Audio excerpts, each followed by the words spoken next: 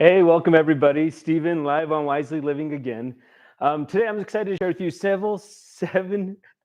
Oh my goodness, I'm tongue-tied today. I'm excited to share with you, too much excitement, 7 simple techniques to strengthen and stabilize your back. And we're only going to be using a chair. So you can be done on the edge of a sofa, maybe not quite as well. But if you do have a chair, preferably something that doesn't have wheels and doesn't have arms on it. For me, just a simple folding chair is what I'm going to be using today. Make sure you stick around to the end of the video. Feel free to ask any questions. And let's get started. All right. So as you may or may not know, I broke 3 vertebrae in my back. So I tend to cover this subject a lot. I broke T7, T8, and T9 in the thoracic part of my spine there. So there are times when I've overdone it, or, my yoga practice for the most part helps me stay pretty agile and limber, but it happens. And to anyone, especially as we age, we start to get a little bit stiff. And if you are in that flare up, being down on the ground or a lot of stuff that people will suggest for back pain just isn't in the cards. So the chair is the best tool that we can possibly use. All right, let's just go ahead and jump right in. So hopefully you're in a seated position. First thing I want to talk about is posture. It's as important in a chair as it is while standing. So if you notice, I'm not sitting to the back of my chair. I've got the bottom of my glutes right about at the edge of my chair. And this is where you're because what happens when we lean back, we start to do this and we round the whole spine and we make the whole problem worse. So by sitting at the forward section of the chair, it's just naturally going to rock that pelvis forward and eliminate that rounding of the back. So feet are about hips distance apart, knees are stacked over ankles. When we're here, we're going to take a big inhale and sit up nice and tall. Slow, controlled exhale. Next inhale, we're going to bring the arms high overhead. When they do, I want you to grab your right wrist with your left hand. And what we're going to do is we're going to find all the length we can through the side body. And we're going to take a little dip over. And then we're not trying to take a big bend here. We're trying to keep that weight even between the sits bones. So this is more about lengthening and less about bending. And just take a moment to feel that opening. We're going to be doing kind of a follow-along practice today. And bring it back and switch it up. Inhale to find your length. Exhale to come into that little bit of space you created, gaining that depth with your exhale. And even though this is a follow-along practice, keeping in mind that you can kind of pick out what works best for you and start peppering that into your days. Do the things that make you feel good. Let's bring that back into the center. And now we're going to come into a seated twist. Normally we would just come into this, but I want to talk about seated twist just real quick. Most of the times when people twist, they twist like someone asked them a question from behind. It's all like chin and shoulders, like, huh? So when we twist, we want to go waist, stomach, chest, shoulders, chin. So we're making it a full body stretch as we come around. So let's go ahead and bring those arms back overhead. Go ahead and bring your right hand to your left knee. Your left arm is either going to drape behind the chair, or if that's not an option, just off to your side. But the main thing is we want to keep that tall spine, and exhale as we begin to turn. Waist, stomach, chest, shoulders, chin. And I even want you to look out the right corner of your eye. Use your peripheral vision to help guide your body around. And with most of our stretches, we want to hold these anywhere from 20 to 30 seconds.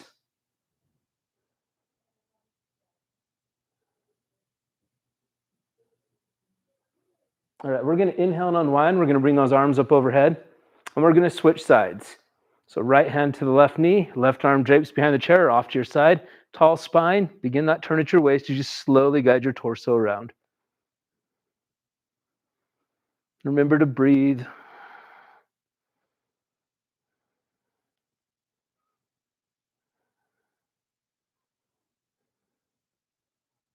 And we're going to release. Coming back to center, palms beating above your head, and we're going to exhale and bring them down to the heart center.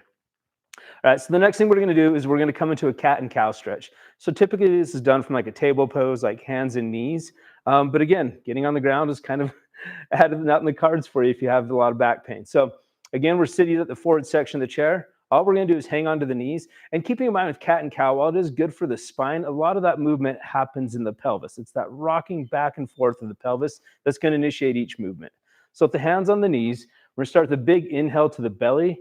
And as you inhale, start to rock your pelvis forward, broaden your chest as you draw your gaze to the ceiling. And then I want you to relax your jaw. Just let your mouth hang open wide. Take a moment and settle in and just feel that stretch in your low back by rocking your pelvis forward. And when we're ready to transition, we're going to hang on tight to those knees. You're going to exhale. You're going to start to round your spine, rocking the pelvis back as you do. You're going to pull your navel in tight to your chest, and then you're just going to settle your chin heavy to your chest. And again, taking a moment to let that stretch happen before we transition. And then we're just going to gently begin to guide the hips back and forth. We're going to inhale into that cow pose and exhale into cat. So just take them at your own pace, whatever feels best in your body. Remember, the goal whenever we start moving is comfortably challenged. What feels good in your body today? And knowing what feels good in your body can change from day to day, season to season, and year to year. The saying we always say in yoga is the same body never steps on the mat twice. Let's take it one more time, each direction.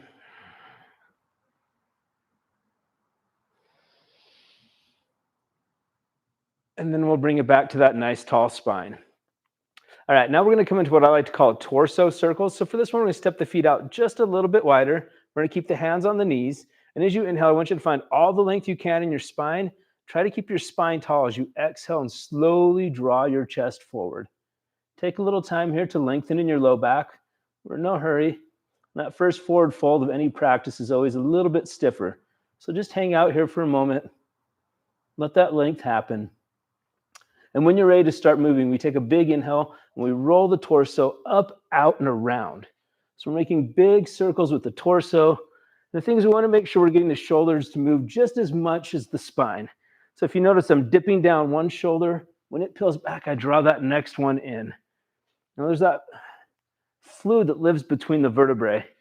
And if we only move back and forth and we don't get any good lateral movement, it begins to dry up and just naturally limits the range of motion.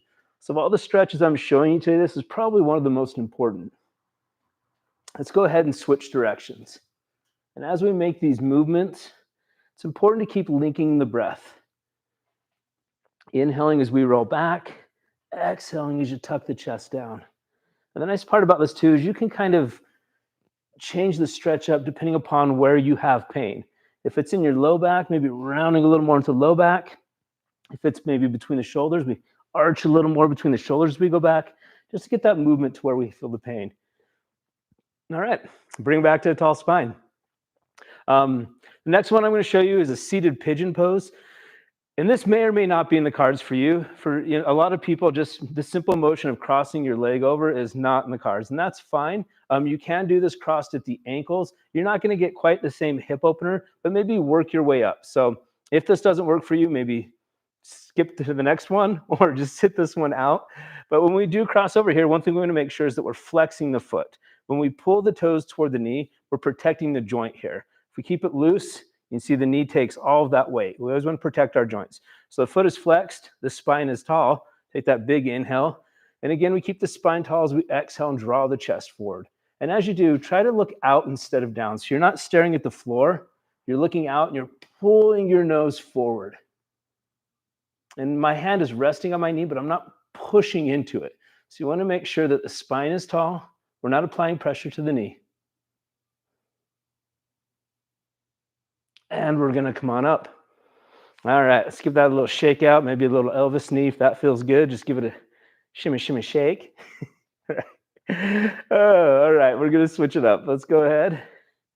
Bring the opposite leg over now. Flex that foot. Inhale for length. Exhale as you draw your chest forward. And again, remember to look out instead of down, keeping that foot flexed.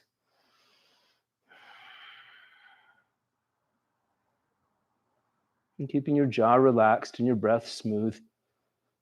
A lot of times when we come into postures and we begin to hold, we get that stoic face and we tend to withhold the breath. The funny thing is there's usually an extra half inch hiding in the exhale.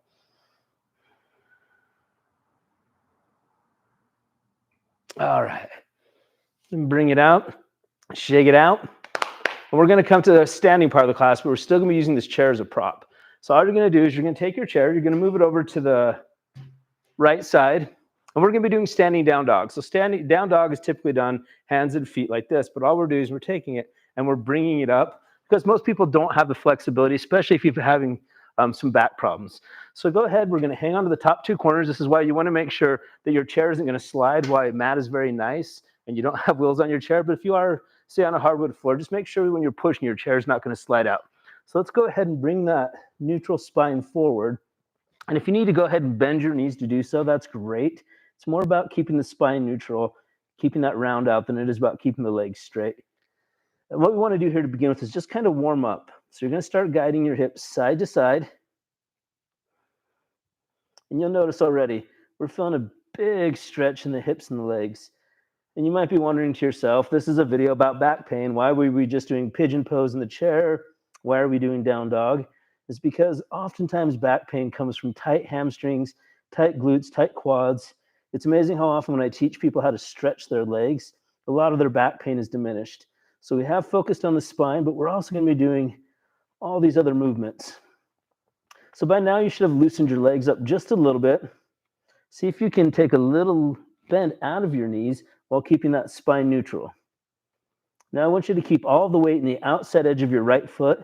Keep it rooted there as you push your hips over to the left. You're going to notice a nice stretch down that right leg.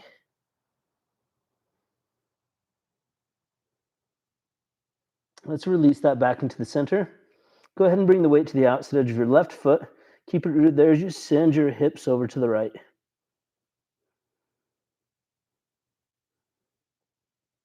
And anywhere from 10 to 20 seconds is good on these. And bring it back. And then we're going to bring that big bend into the knees. So as you do, you're going to rest your stomach onto your thighs. And then you're going to start to rock the pelvis forward. Tilt your tailbone up. And lengthen those legs and walk back to the chair. And if you don't have a chair handy, I do this one a lot of times in the morning, just standing at the countertop. I place my hands on the countertop and take those couple steps back. It's a great way to start the day and kind of get the spine and legs warmed up. All right, so for our last one, we're going to do a simple back bend. So we're going to come into mountain pose. I want you to look down, make sure your feet are parallel with each other, stacked under your hips, engage the thighs, the glutes, the core, lift the sternum, broaden the chest, lengthen through the crown of the head. If you've never done mountain pose with me before, it's in all of my videos. I have some really in-depth ones you can watch. Let's go ahead and take a big inhale. We're going to sweep those arms up overhead. When the arms are up, we're going to drop the first three fingers. So only the pointer fingers are up. I'm going to turn sideways for demonstration purposes. And we're just going to take a really small back bend. So you're looking up at the ceiling and slightly pointing your fingers behind your head. And this is more about finding length than it is about dumping all that weight into your spine. Because that can be as harmful as anything, is just craning yourself back and giving excess weight. So even keep your abdominal muscles slightly engaged, just so that your spine's not taking all of that weight. And again, this is one you should do every day. We bring it back and we exhale, hands to heart center. So that one's not just about lengthening either. It's about strengthening. When we actually come back like that, we are strengthening this area for the low back and bringing it support. Because what we really want to do is strengthen and stabilize the back as well. It's the most important thing when we get into any practice where we're bringing stretching exercises in. So there we go. That was my 7 stretches for a better back. I know when my back's out, those are my go-to postures. We do also have a video on standing postures for back pain for people that even just sitting in a chair or doing like that cross-legged isn't for you. We have some really accessible ones that are all done from a standing position. So you should check out that video also. I really do appreciate you joining me today. If you did enjoy this content, please give our stream a thumbs up. If you haven't already subscribed to our channel, please do so. We love to hear your thoughts. We love to hear your suggestions. So feel free to leave a comment below. Your feedback is what helps us create our content and give you content that you love and find valuable. And more than anything, remember that your journey is unique. We're here to support you every step of the way. That's either here on YouTube or at wiselyliving.media. Links to both those things in the comments below. Until next time, stay mindful, stay active, and stay balanced. Thank you.